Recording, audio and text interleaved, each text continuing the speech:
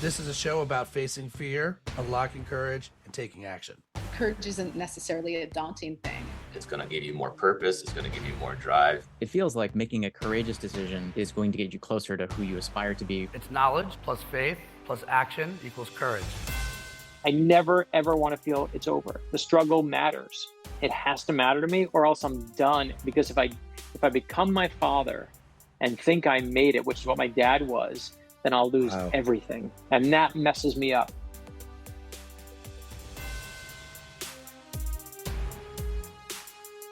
I say this a lot, and I'm guilty of it, but I'm like, as a writer and as a creator, I am very excited for my guest today. And if you look at there's not even a log line. There's lines. It's plural on what Brad Meltzer has done. He's an Emmy-nominated, #1 New York Times bestselling author of The Lightning Rod, 12 other best-selling thrillers. But Brad, you also have kids' books and you're making content for TV, and we're part of finding the missing 9/11 flag. And, it's funny. My story, I come out of marketing, and what I thought I learned in marketing was to like stand for one thing, go deep on that one thing, and own that one thing. But when I look at your career, I'm like, yes, this guy is doing it right. You've been able to diversify with versatile stories for kids, adults, thrillers, all the above. Like, how's the rocket ship been? Have you enjoyed the journey? I'm still digesting what you said about going deep in the one thing. And I don't know, I kind of feel like that's all I've done, right? But my one thing, like most people think the one thing is go to thrillers, right? Do thrillers. Like my thriller publisher, my old publisher used to say to me, like, you should just be writing thrillers. You'll do well and do better if you just write thrillers every year. And I probably would. I mean, you put out a book a year. Everyone knows in December you go get, or January you go get, or March, whatever the thing, whoever you like, you go get it in that month. And that's the job. And that's probably right. So my career has probably taken a beating on that level. But I feel like what I've dived into bigger is like the idea of stories, right? That stories aren't just one genre. It's like saying, what kind of film do you like best? And if I said to you, you said to me, oh, I love independent films. Okay, great. That's all you can see for the rest of your life. Like you're going to eventually hate it. So for me, I don't know. I guess I do see it as like just diving deep, but sometimes those stories are children's stories, and sometimes they're thrillers, and sometimes they're nonfiction stories, and sometimes those stories are better for TV. And let's see where it goes. But I don't know. Maybe that's just navel gazing. I think the real answer is if I did just one thing, I'd be bored and I'd hate it. There's an author, one of the biggest authors on the planet. I can't say his name, but said to me once about his most famous character that everybody knows, said to me, if I have to write this character again, I want to put a gun in my mouth. And I was like, I'll never have your success, but I do not want that life. Like, I do not want that. That is just a misery machine. Well, maybe this is, again, let me rephrase this. You give guys like me hope, because I would be bored out of my mind. I mean, I love my platform. To me, courageous stories, courageous ideas, courageous leaders, kids who shouldn't be fitting in but should be fitting out. Like that, every story that ever should be told or lived is a courageous one. So there's joy for me in all the places I play. But when I've seen, the bio, it's like, oh, this is awesome. Like, you kind of said no to conformity. You're like, I'm going to write a kid's book. Now I'm going to write a thriller. I hope this kid grows up and there's a big gap before they finally read my thriller. Right? It's pretty cool to see. Yeah, but it's not. It's funny because you do like that is the right marketing lens. But marketing implies like that you have a plan, right? Marketing is never just. I mean, I guess you have guerrilla marketing, but a good marketing has a plan. There was no plan. I wasn't like, this is what I will, go and I will conquer the thrillers and then I will try to do that. Like I just did. The truth is I was a guy who grew up in Brooklyn, New York. I loved writing comic books. I loved reading comic books. I started writing thrillers. And I would hide in every one of my thrillers from the very start. I would hide comic book references. And this is 27 years ago. Not when comics were cool, but when like nobody got them. And not like easy ones like Bruce Wayne and Clark Kent. Like I would put in like the secret identities of the Justice Society of America. Like if you like, there'll be one person at every stop on the book tour who'd be like, is that? And I'm like, yep, that's you. You're my friend. Let's be friends. And I remember in like my fourth book, DC Comics approached me. The director Kevin Smith was writing a character named Green Arrow, of course, from Now, you know, That from Kevin No Smith. Screenwriter, that Kevin Smith. And Kevin was leaving the book, and they said, right now we have a director. This is when nobody was working in comics but Kevin, who was outside of the world. And they said, if we bring our number one superhero book and give it to anybody else, a comic writer, everyone's going to go, where's Kevin Smith? But if we give it to you, who's a novelist, a guy who writes thrillers, they said to me, well, then, you know, people are going to be like, well, DC must know something I don't know. Let me see what's going on. And they said to me, you're going to either succeed on a big stage or fail on a big stage. It's our number one superhero book, but that's the offer. And I was like, I'll take that stage any day. Like, I want that chance any day. And I became the second person to write in comics who wasn't quote unquote in comics at that time. And I remember my publisher like, why are you doing this? You know, they were writing up people like, why are you slumming in comics? And I was like, comics are cool. I just like them. Publisher didn't think I could do it. Then I went and it worked. Thank God it worked. And Kevin was kind enough to tell the audience to stick around. And then I had kids. And I was like, well, I have kids. I want to write kids books. And I said to my publisher, I was like, listen, here's the thing. I don't know if I've told this story. I said to my publisher, I want to write for kids. I know that you have like lots of people that when they want to write a kid's book, you like, oh, I got to like service this now because the guy sells lots of thrillers for us. I said, I never want to be that author. Don't take the books unless you like them. And just be honest if you like this book or not. And they're like, we don't like the book. I'm like, and they rejected it. I'm like, what do you mean you don't like it? It's a fantastic book, you know, it is a genius. And they rejected it. And I went to a different publisher, and the book we put on the bestseller list, the number 2 spot on the bestseller list. We sold like 100,000 copies. And the publisher, and everyone was like, how'd you do that? And I'm like, and for me, it wasn't no magic trick. I just was passionate because I was a dad. And then I was like, you know what? I have these good stories, but they're not for kids. They're real, they're true, but they're for adults. Let me try that. And each time there's no plan. It's just whatever my brain at that moment is obsessed with. And I think the greatest courage, as you know, comes from your own passion. And that's the only true north I got, is just trying to find and making sure I care about it. Yeah, I had one of my, so when I wrote I'm 12 behind you. I'm like probably like 40 behind you. So my book, Return on Courage, it was basically a listening lab. Like, I just interviewed people way smarter than me and just tried to be an observationalist. And one of my favorite lines I heard from a woman named Loretta Hidalgo, she's a founding astronaut at Virgin. She said, it takes you 40 years to figure out who you are, and the next 40 to be that person. And then Yeah, that's good. she followed it with, her definition of success is when there's no daylight between the personal you and the professional you. And that was the line that had me driving back in silence with my knuckles in the 10 and 2 position, realizing this book is a way different book than I ever thought. And you were on a show recently. I watched one of these YouTube clips, and you were talking about, here are the values you need to live by. You're talking about, you know, ordinary people change the world, and one of the books for your kids. And that's how I feel. Like, it took me 40 years to figure out who I was, right? Optimism is my number one core value. Core values to me are not eye rolls or how the exceptional roll. And like, when you know yourself, then it probably does help you say yes to projects and no to other projects. Random sidebar. Do you actually like have your personal core values? Like, can you like rattle them off, or is it more like, I sort of know? No, so it's so funny. I never knew them. Did not. I just would, again, fly by my gut. That was it. No, you know, I'd figure it out from there. And basically, my friend Simon Sinek, this is over a decade ago, almost 15 years ago. He was, you know, kind of starting out. I was just starting out. We were still figuring out our careers in a weird way. He had done his famous TED talk about finding your why. And I was fascinated with him. And a friend of mine, a mutual friend, introduced us and said, you guys just remind each other. You're at similar points in your careers. You're both young. You're both trying to do this thing. And he came to Florida, and we sat down, and he sat down with me and helped me figure out my why. You know, why I do what I do. He was one, to his credit, who was like, you know, ordinary people change the world, was what he said my why was. And it's so funny because I went to my mom that day and I said, I got my why. I know who I am. I believe ordinary people change the world. And my mom looked at me and said, that's the stupidest thing I've ever heard. I could have told you that. You've been like that your entire life. And I said, Mom, but you didn't tell me. She goes, yeah, but that's who you are. You've been like that since birth. Like, she's like, and she says to me, all he did was hold up a mirror to you. I'm like, I know, Mom, but he held up the Yes. mirror, you know? And Simon, who I love to this day, is, you know, a dear friend of mine, but I credit him to forcing me to sit down and figure out. And one of the things he told me about myself which is very true. He gave me all the, for those who don't know, Simon's whole thing is that life is like a circle, right? With three bullseyes. The outside of the circle is what you do. And we all know what we do, whether you host a podcast, you write a book, or whatever things we do are.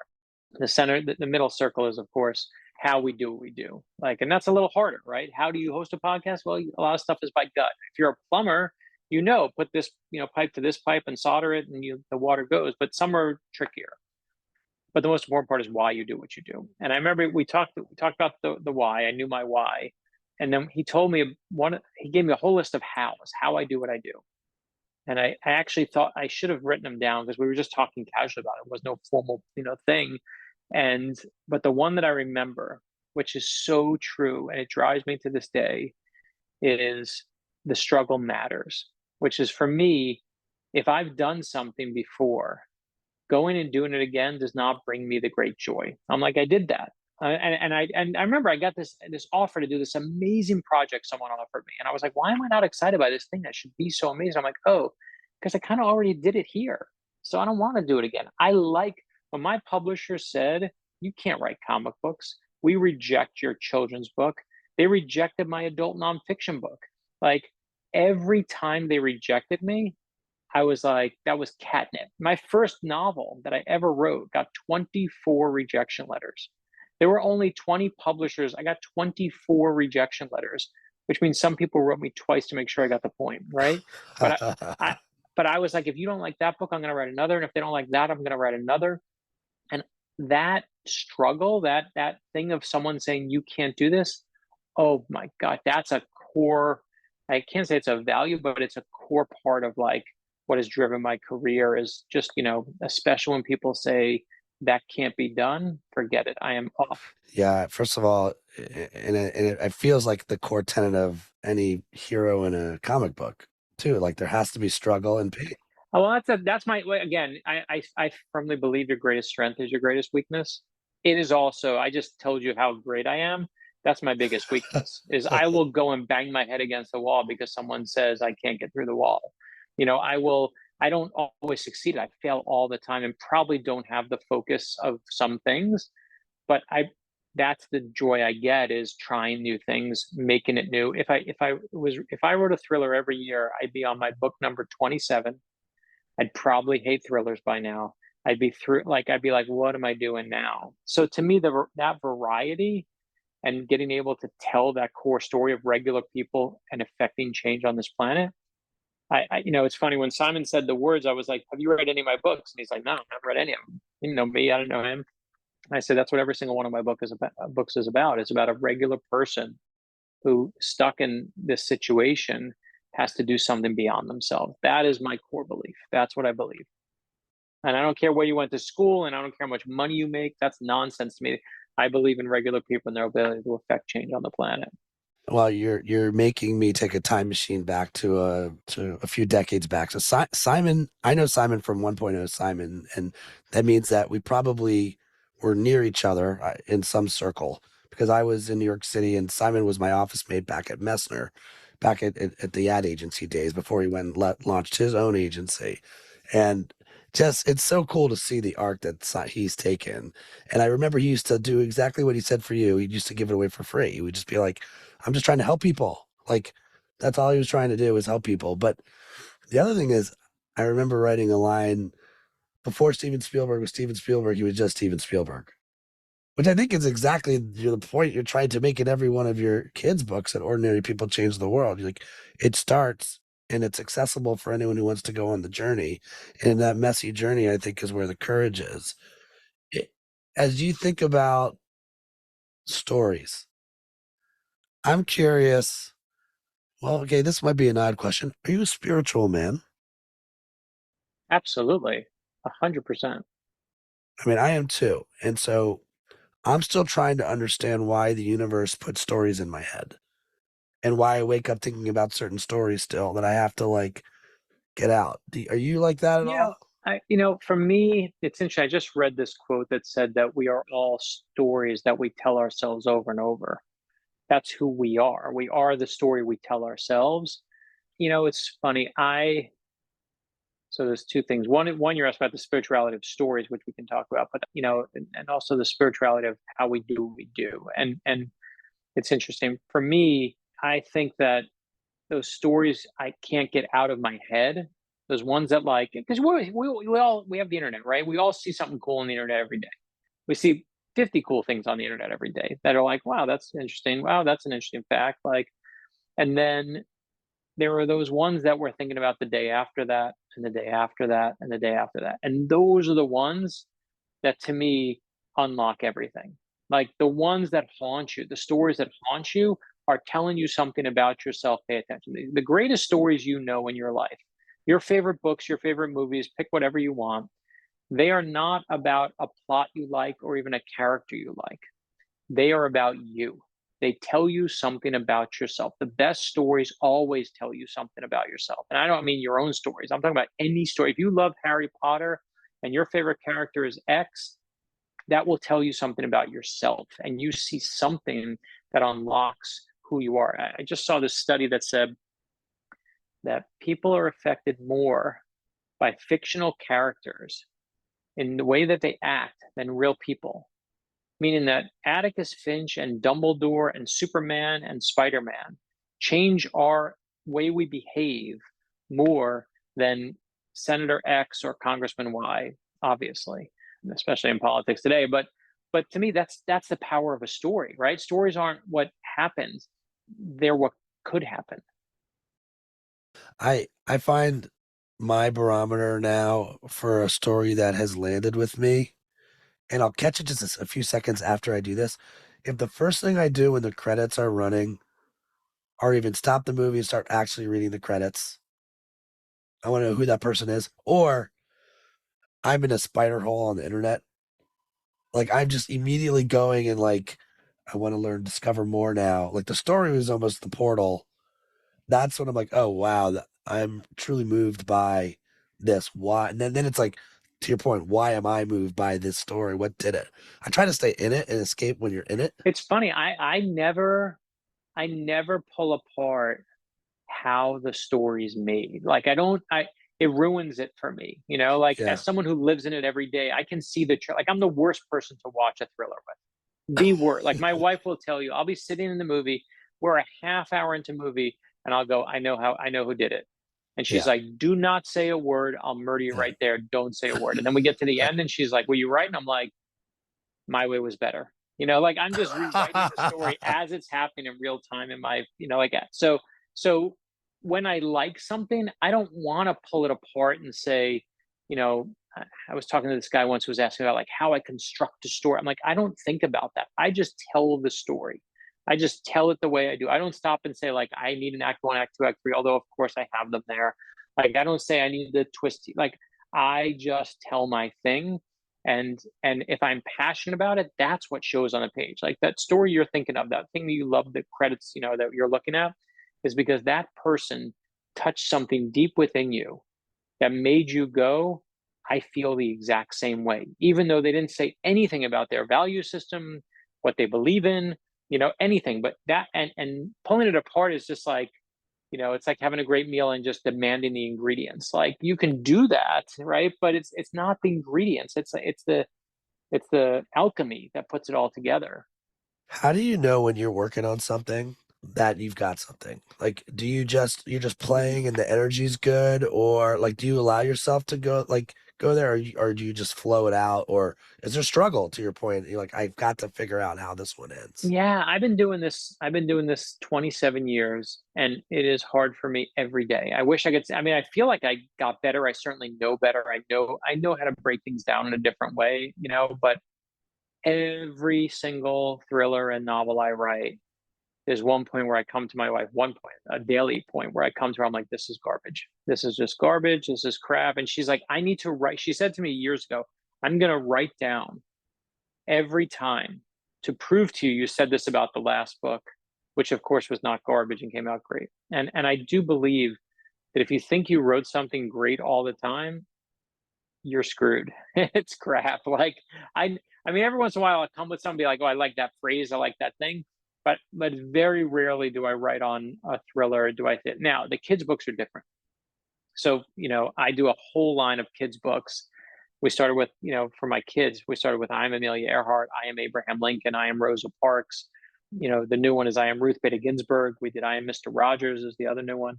And those are, for kids like 5 to 12 years old, 4 to 12 years old, telling, illustrated stories of these amazing heroes. And those books are the one thing I work on where it's not that I feel like I know when they're better and they're worse, depending on how the writing goes, but I don't feel like I'm writing them because it's just following someone else's story. So when we do I Am Ruth Bader Ginsburg, and I find a story when she's little that, and this is just a perfect example, like, if you show me your childhood, I'll show you who you are, right? Always. Tell me anything Yeah. about your childhood that you tell me, and I'm like, I have a roadmap to your who you are today. And in Ruth Bader Ginsburg, I remember seeing this detail that, when she was a kid, she liked playing stoop ball, she liked riding her bike, she liked having adventures. But in the books, at that time, girls weren't supposed to do that. That was something boys did. Girls were supposed to, in the books she read, boys would have adventures and climb trees, and girls would sit around in pretty pink dresses and watch in Dick and Jane books that she would read. And then in school, she's again in elementary school, they'd say, she wants to take woodworking in junior high school. And they say, well, girls don't take woodworking. Girls have to take home ec, they have to take sewing. And she's like, what the hell is that? And it's her mother who takes her to the library every Friday, tells you can pick out 5 books. Every Friday afternoon, pick out 5 books. And she reads the stories of real people, Amelia Earhart, Harriet Tubman, great Jewish heroes. And in those moments, her mother cracks the code and teaches Ruth Bader Ginsburg that there's nothing that a woman cannot do. And I found that, and I'm like, oh, I got her. I'm like, I got the book, I got her. I'm not telling that story. I'm just like experiencing it and saying that's the good part. And to me, Elmore Leonard, the late great Elmore Leonard said it best. He said, when you're writing a book, you got to leave out all the bad parts that people skip. That's how you write a good book. And of course, it's like an impossible task, but that's literally my goal, is to like leave out the crappy parts, and what I'm going to be left with, hopefully that's good. And then, sometimes you feel like it's humming on some days, but so many days it's hard, and you got to come back and rework it and tighten it and let people read it and let them rip it apart and say, I don't like it. And then you get something gold out of it. I mean, every one of the stories that we've already talked about, including yours, there's courage. There's a bit of courage that's happening, right? And one of my struggles with the dictionary definition of courage, which is it's the ability to do something that frightens one. And I'm like, who wants to do that? The ability to do something that frightens you. And who wants to do that at work? And I ran into, so I go on my little adventure and then came up with our definition, which is there's 3 levers to courage. There's knowledge, there's faith, and there's action. And you need all 3. You're never going to have every bit of knowledge you need to make a call, which is why you need faith. And then how often have you known the right move and felt it but didn't leap? That's paralysis. Or faith and action without knowledge is a reckless move. And our experience is knowledge and action without faith. If you're numb on the inside, you're working on status quo, you're working on safe. And your John Lewis book, you mentioned, I have faith. And it was make a way out of no way. And I'm like, That's oh my my God. favorite line. But that's my favorite line in the whole book. That line is my favorite line in the whole book. Like, you can see that spread in I Am John Lewis. And again, that's when I knew I was like, this is the goal, right? I'm reading through John Lewis's whole life, guys, in spectacular, responsible for good trouble, one of the greatest, phrases of all time, as far as I'm concerned, teaching your kids how to make good trouble, teaching us all how to make good trouble. But let's just talk about it. He says that the number one thing that he gets asked is, how do you, when people are spitting at you and yelling at you and cursing at you, how do you stay calm? And he says, I have faith. And he says, he defines faith as making a way out of no way. And I saw that, I was like, that's the spread. That's the double page spread in that book. That's the core of the book. Like, you just found, to me, as I feel like I left a treasure map. I wrote a treasure map. The treasure map is the book. There's gold in that book. You just singled out the single best gold nugget in that whole book. And I knew it when I wrote it, because John Lewis laid it down for me and handed it to me. And you found it. And those moments when you find them, that blew me away. How old are your kids now? When I started writing for them when they were 5 and they were 8 years old, and now the books are 10 years old, so they're 15 and 18, and then I have a 22-year-old also. But yeah, I mean, my kids, when I started writing for, they were exactly what the age range was, and now what they do is they take the books and they read them and help me proof them, which is crazy. So let's just say I was interviewing one of them, and you can maybe mix them up. You could do the mosaic of the three of them, just so we don't, have a favorite child syndrome situation. I mean, you've lived a courageous life, but I'm sure you probably look at it like as an observationalist, you're a detective and you're looking for these stories. But if they were here talking about you and they were going to write, I am Brad Meltzer, like they were doing that on you and you're courageous. Do they see your story as a courageous story? How would they describe it? So it's funny. My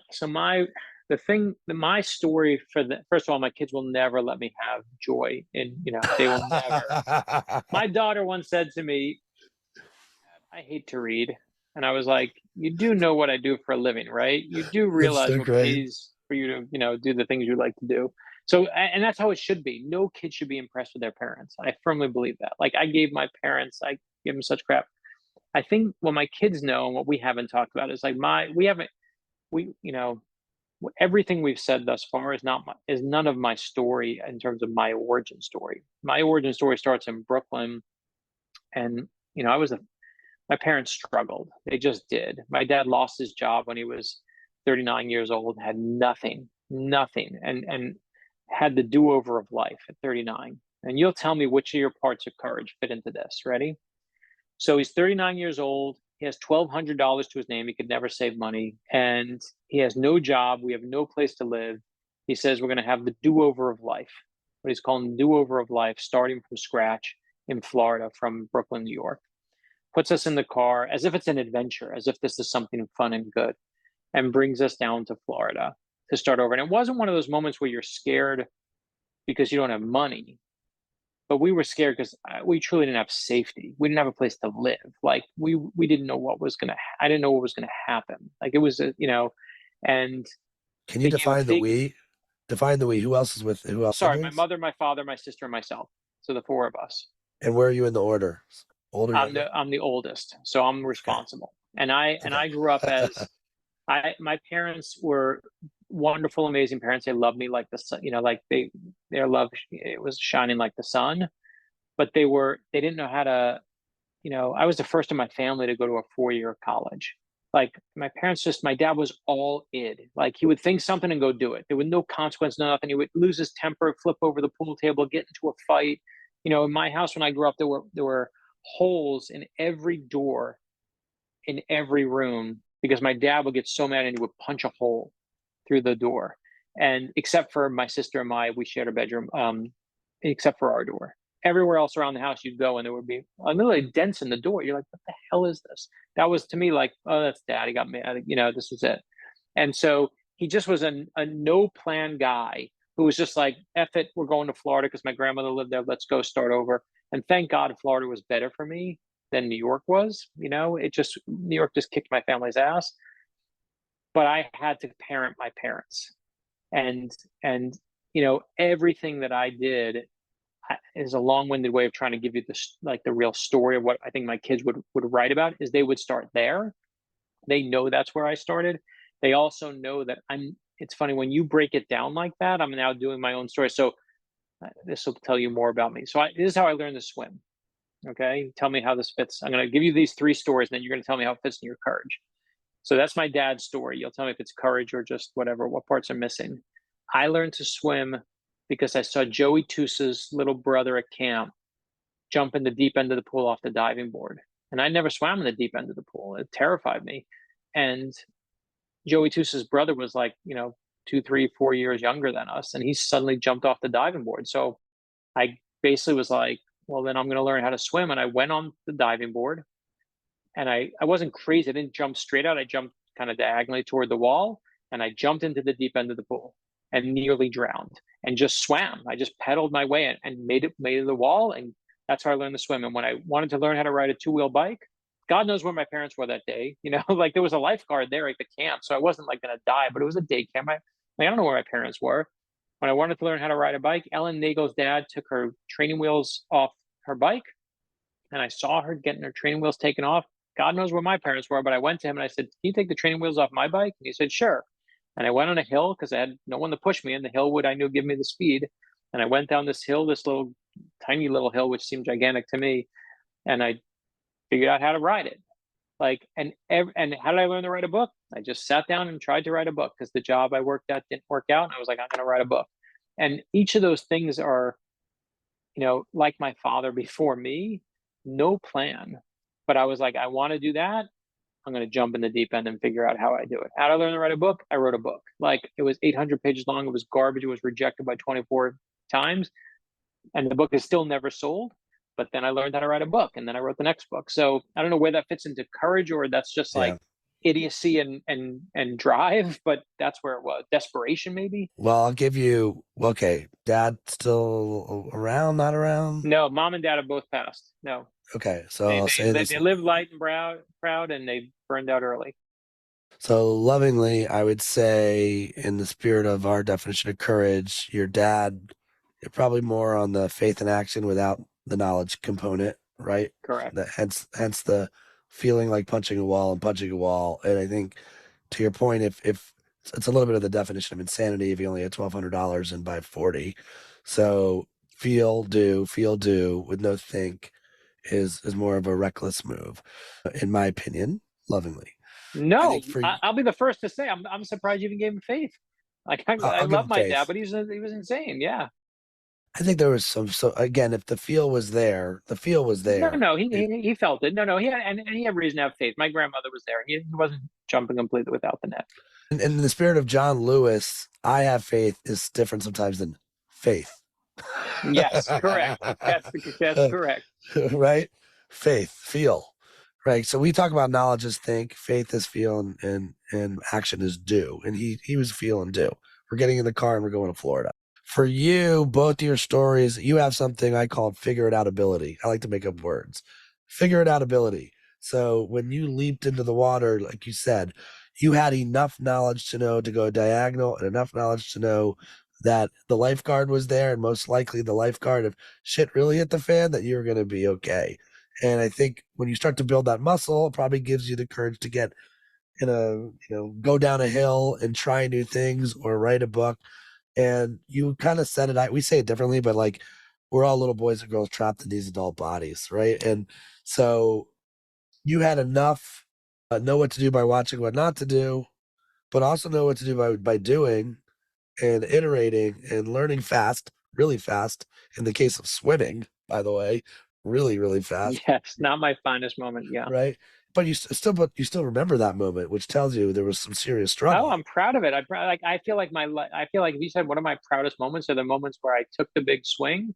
Like, I'm looking right now, even the stories I chose to tell you, right? Like the Kevin Smith story. Like, Yeah, you're on the biggest stage, you're gonna fail here, you're gonna succeed here. Like, it's the same thing. It's the same leap, yeah, right? I'm just like, I'll take the one thing. I don't think I'm good at everything or even many things, but what I am good at is I'm not afraid of failing, yeah, right? I'm totally willing to fail, and I do all the time. Anyone who, that's okay with me. But like, to me, I remember the Yankees asked me to throw out the first pitch at Yankee Stadium, and it was freaking awesome, right? Even though I grew up a Met fan, it's still Yankee Stadium, yeah, right? I was like, this is awesome. And I remember I told my buddy, and my buddy said, "Why would you do that?" He's like, "There's no win, because either the ball's gonna, you throw it bad and the ball bounces, and you just become like a meme." He's like, "Or you make it and nobody really cares because nobody's there yet, and the game's early." And I was just like, he's like, "What's the gain?" I'm like, "You approach life so differently than I approach life." it's all about that person. Totally. Of course, right? Like, I Right. was just like, that you're insane to see the world. I get why you see it. You're not wrong. But when you break it down, like, that makes no sense. I never mind the great failure. Like, I'd rather have the experience and take it. I don't know if that's courage or just, I don't know what the opposite of not being afraid of, or how to define not being afraid of failure is. I certainly don't think that was courageous of me, right? But I'm okay with failing. So first of all, I think that there's a famous proverb that fear and courage are kin. So you can't get to the courageous move without channeling it through fear. But of course, what most of us do is we suppress the fear versus address it, which is why your buddy's like, that sounds like a terrible idea, which of course is a tell on that person. I think my experience is the more you get to know yourself, the more you realize you have to care and not care at the same time. Like I completely care about spending my time. If I have to like, there's times when I'm talking to a CEO and it's like, I don't see how my value system or as a company called Courageous, how I cannot say what I'm about to say. And I've said it just like that in the past. We're like, look, I don't see how as a company called Courageous, I can get away without telling you this is a terrible idea. Here's why I think it. You know, it's your decision to make, but this is why I feel this way. Or I think you're playing it too safe. I basically get paid to tell the truth, which I love, but I think it's this care and not care. You can have tact and you can have grace about it. But do you feel like you said, you're not afraid to fail? It's because you've built up this muscle that probably started with you jumping vertically into a pool all the way into keep pushing and pushing and pushing. The courage muscle seems very strong on you. Is that's what I was trying to get to. Like if someone else was telling your story now, your Brad Meltzer's, the lost history of Brad Meltzer's. How many courageous moves have you made in your life? You know, so here, it's so funny you say this courageous. And maybe this is just the way I tell my own story and tell every story. Like, I love seeing the worst part of it. I thrive in the worst part, right? So here's let's bring us full circle. We were talking about spirituality. So when I told you the story, I got 24 rejection letters, right? Before I got the 23rd and 24th, I had 22 of them. The 23rd and 24th rejection letter, I thought were actually going to be acceptance letters. Two of the editors that we sent it out to actually said they liked the book. And I remember I went to New York. I met with both of them. My agent at the time said to me, this woman, amazing woman, Jill Neerum, said to me, who just recently passed away, may she rest in peace. I'll never forget, said to me, Brad, wait by your phone. I think the 23rd and 24th are going to be acceptances. We're going to get a bidding war. You know, I was in debt from law school, in debt from college. I mean, I was like, I'm going to get out of debt. This is going to be it. This is my chance to like actually get out. And she said, wait by your phone, because they both like the book and they like meeting you. I said, fantastic. And I waited by my phone back in the day, pre-cell phones. And I pick up the phone all excited to hear how I'm going to get out of debt. This is my ticket. And I pick up the phone and she says to me, sorry, kiddo. And my heart just sinks. And here's why I tell you that story is that every day when I sit down to write, like we all have our rituals and our craziness, right? Or not even craziness, but our rituals, I'll just say. One of my rituals before when I sit down to write is I replay the entire moment. I replay where I was sitting. I replay the phone I had in my hand was one of those clear see-through phones where you could see the wires inside because that was like high tech at the time. I picture the bed that was, you know, on one side of the room, on my left side of the room, had no box. It had just box spring and mattress, no headboard, no nothing, because that's all we had at the time. There was a desk on the other side of the room with the swivel lamp that every college kid had when they graduate college. I picture the balcony I was looking out at. I picture the fire station, and I count. There were 3 doors in that fire station. I literally count them in my head, 1, 2, 3, and then I say those words to myself. Sorry, kiddo. And for 27 years now, I never want to ever think I made it. I never ever want to not be thankful for what I've been lucky enough in this career to have. I never ever want to think that I'm done or I know I'm finished. And for 27 years now, every day I sit down to write, sorry, kiddo, sorry, kiddo, sorry, kiddo. Like that is so much more impactful to me than being like, I was so courageous to go on. Like, I don't feel that at all. Like, I feel like in my telling of the story, I have to tell the worst part. Yeah, the messy. Well, I have like two, what a visual. And there's like two visceral things that come to mind. One of them's a question for you, but the first is the sort of sob story is that so many people hear sorry kiddo and it's the end of the story. And they're done. They don't pass go. They quit on their idea. 24 no's, try one no at best. And they take their little toys and they go home. And they spiral and they never break through, and they never give themselves permission to keep going forward. And I think, holy wow, every single time you kept ringing, you kept calling, you kept taking your bat to the plate. And two, this might be my full circle. When you come from a visceral moment like dad has $1,200 at 40, is it sort of like, well, how low, right? Like the slingshot, like how low will you allow yourself to go to hopefully catapult all the way forward? Like you've seen the low, and you're like, this is nothing compared to that. That's how I always say it. I mean, that you just, I mean, that is 100%, you know, my free therapy session for today, right? Like that is my whole thing, you know, is it all goes back to that moment with I watch my, this, and again, greatest strength, greatest weakness, right? My great strength is like, didn't hurt me there, so I'm going to try and go forward, whether that's smart or not.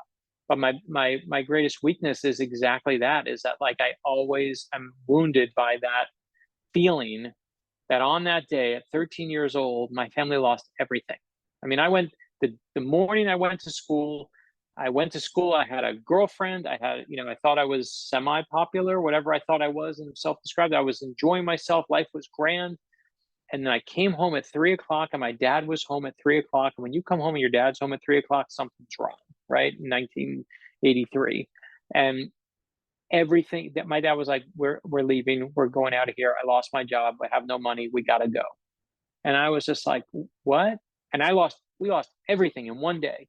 And that moment of losing everything has driven me positively and negatively. Negatively because I can't relax. Yeah. Like I can't, I don't like, you know, you and I are doing this and we're taping it early, right? But it's basically almost Christmas and I'm still working and you're still working, right? When everyone else is like taking off and it's a Friday and let's chill. I'm not good at that because I'm so worried that tomorrow, I'm 27 years into this. I've written how many best-selling books, and I still will tell you that I don't ever stop and saying, sorry, kiddo. I never, ever want to feel it's over. The struggle matters.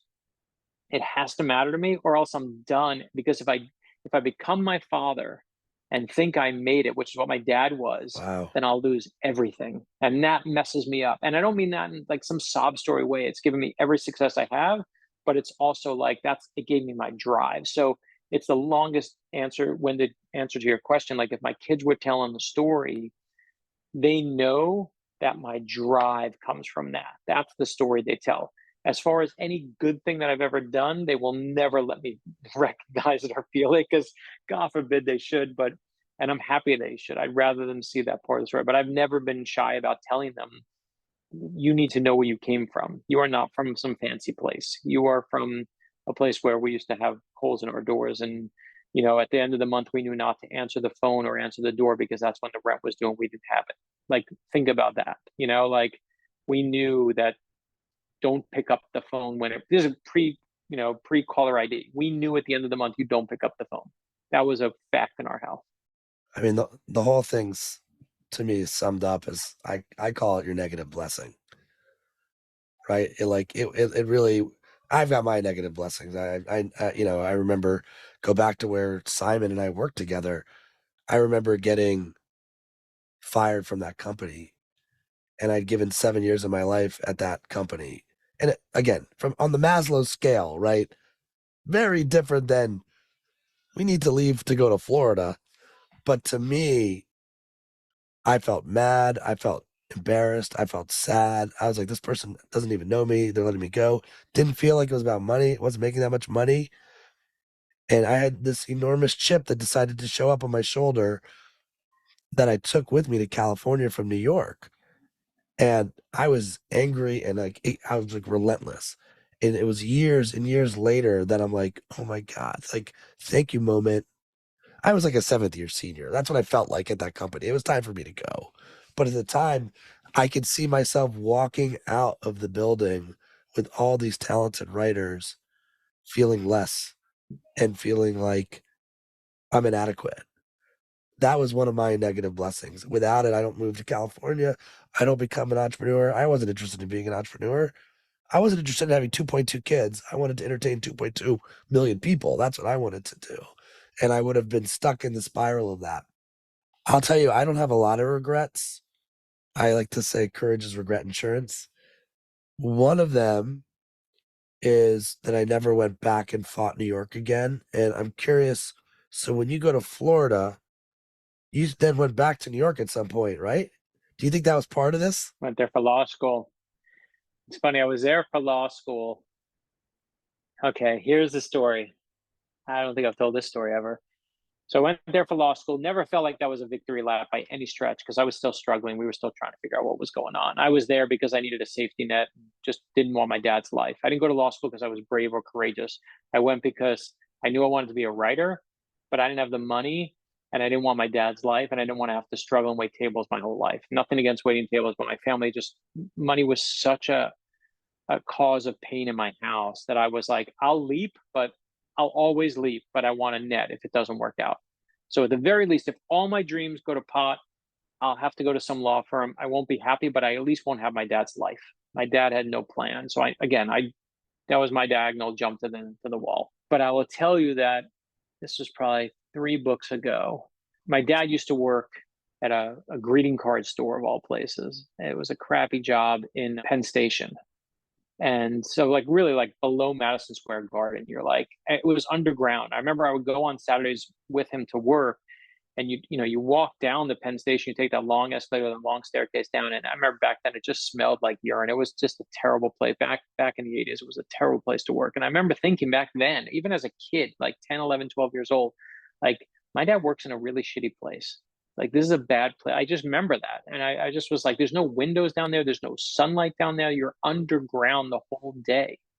And we would go in, because to Penn Station, I remember he would go in to open at like 6 o'clock in the morning.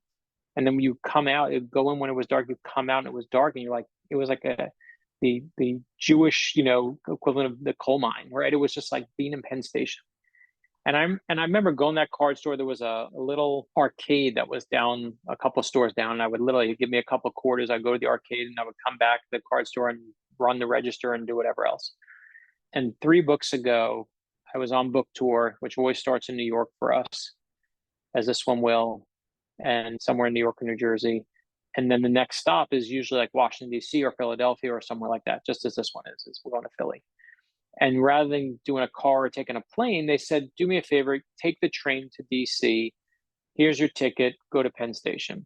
And so we had just found out, like I was just on like a huge morning talk show. I forget which one it was. And they said to me, we want you to go to Penn Station because Hudson Books has just opened up a brand new Hudson Books down there. And they want you to sign books. So do me a favor, just go down there. They gave me told me what entrance to go in. It winds up the entrance I go in, because there's many ways to go into Penn Station. It's the one my dad used to go in. And you see where the story's going, of course. And I go down, and I don't know where the Hudson News is. I've signed in, I can't tell you how many Hudson News is, but I walk down, and to this day, I don't know exactly where my dad's store was because it's long gone, but I know generally where it was. And I'm telling you, I walked into a Hudson News that I think was ground zero for where I was. We had nothing. And there was a bunch of people waiting there saying, can you please autograph your books for us? And it was there was no line. It was just some woman, some person who had the books for me in a pen. But I was practically sobbing in signing the 7 copies they had there, because I was like, holy cow, my family got our asses kicked here. And I get to go back and do this. Like, how lucky do I get to be in this moment? So not that was any great victory lap. Not that I did anything special. There are far more courageous people than that. But that was the moment where I was like, if my dad were alive, that's the moment I wanted to call him and tell him, like, it didn't all go bad. See, that's where I'm almost back to the spirituality thought, because to me, okay, we're making machines, guilty, right? I'm like, oh, your dad knew exactly what he was doing in that moment. Like, there is no proud dad moment as you're walking in there. The universe smiles in very weird ways. Oh, I 100%. I'm like, thank you, Dad. Yeah. Like, I know. I'm just like, I know 100%. Because wow, he wow, that's amazing. Did it still smell like urine? It's been cleaned up. It's not that bad.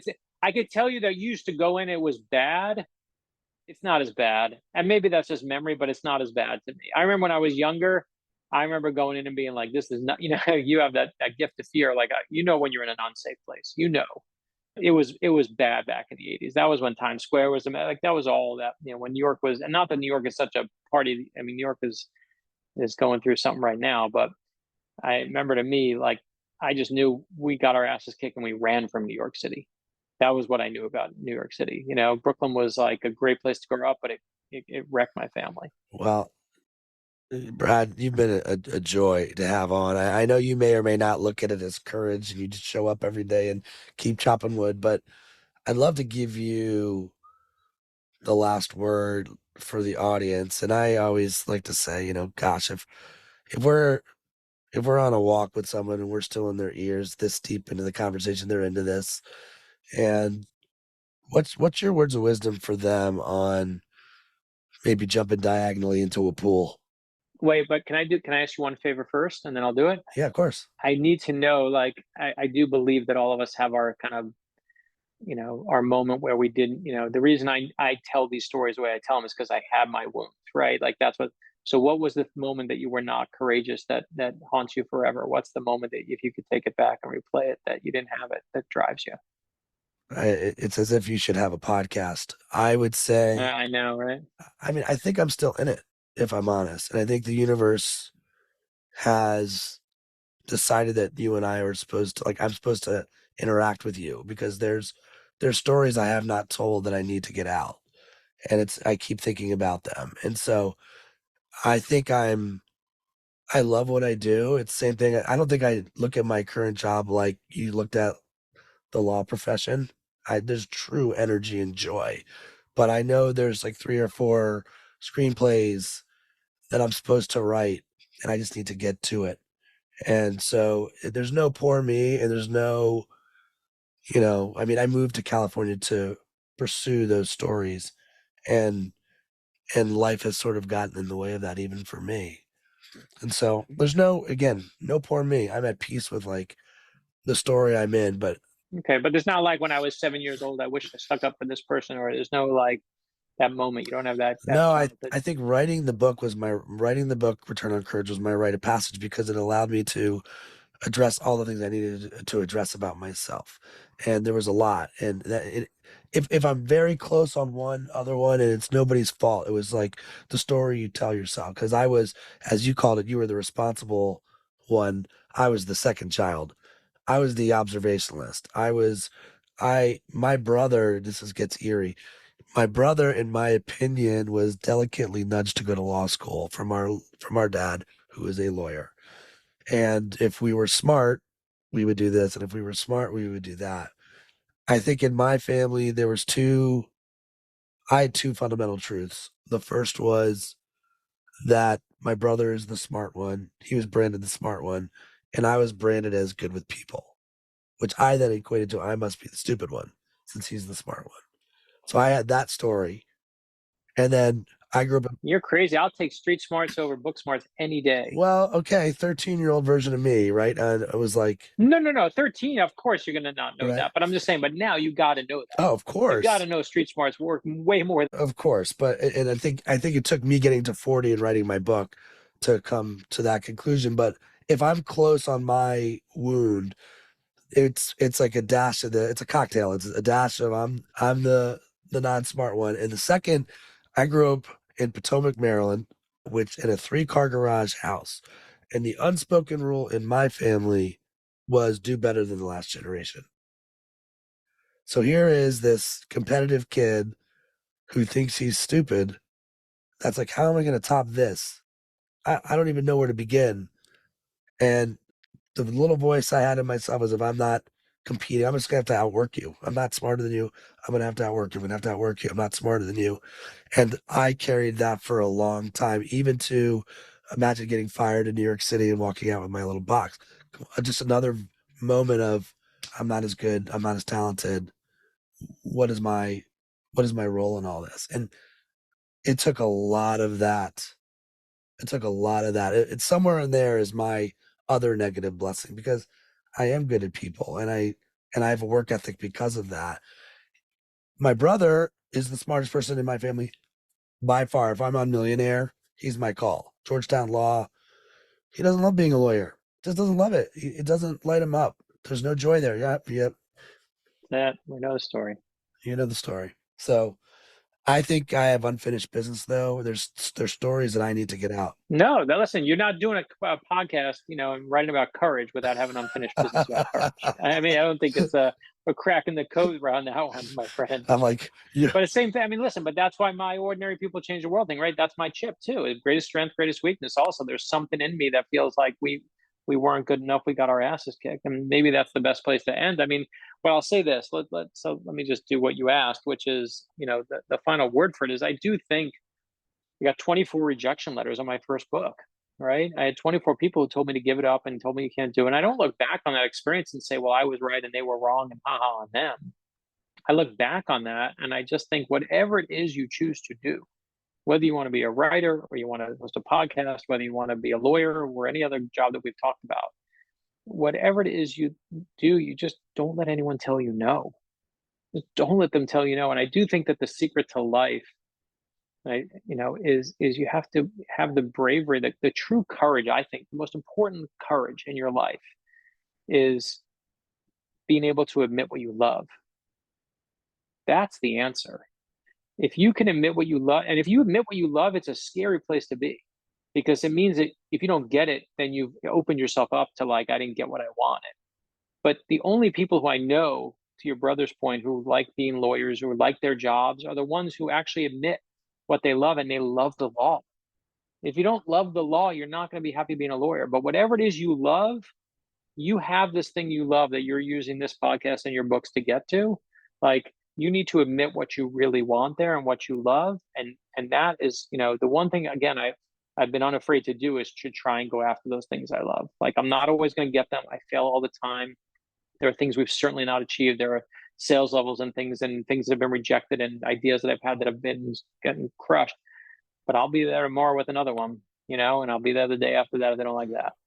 And my favorite part of all this is in just hearing your story, and thank you for letting me also share a little bit of mine, because as a podcast host, my job is to kind of get out of the way and hear your story. But after all that, and this is a nice way to wrap, I have faith.